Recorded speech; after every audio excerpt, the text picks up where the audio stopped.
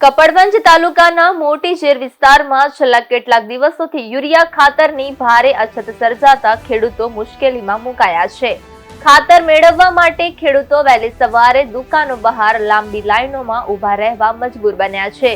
ખેડૂત અગ્રણીનો આક્ષેપ છે કે તાજેતરમાં ખાતરની સપ્લાય અત્યંત ઓછી આવી રહી છે, જેને કારણે ખેડૂતોને સમયસર ખાતર ઉપલબ્ધ થતું નથી અને પરિણામે દૈનિક આર્થિક નુકસાનનો સામનો કરવો પડી રહ્યો છે। મર્યાદિત સ્ટોક મળતો હોવાથી દુકાનદારો પણ મુશ્કેલી અનુભવી રહ્યા છે। ત્યારે ખેડૂત અગ્રણી કાંતિભાઈ પટેલે કહ્યું કે સરકારે તાત્કાલિક યોગ્ય પુરવઠાની વ્યવસ્થા કરવી જરૂરી છે। ખેડૂતો માટે સરકારે ખાતરની પૂરતી ઉપલબ્ધતા સુનિશ્ચિત કરે તેવી માંગણી કરી છે।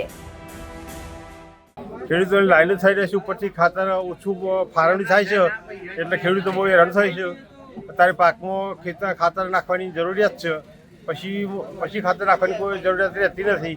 એટલે સત્વરે જેમ બને વહેલી તકે ખેડૂતોનો સહકાર મળે એ રીતે ફાળવણી કરો તો ખેડૂતો એ થઈ શકે। ખેડૂતોને ખાસું નુકસાન થાય છે। રોજના 300 રૂપિયા લેખે અત્યારે દાઢી ચાલે છે, કશું કામ થતું નથી અને લાઈનમાં ઉપડામાં બહુ તકલીફ પડે છે।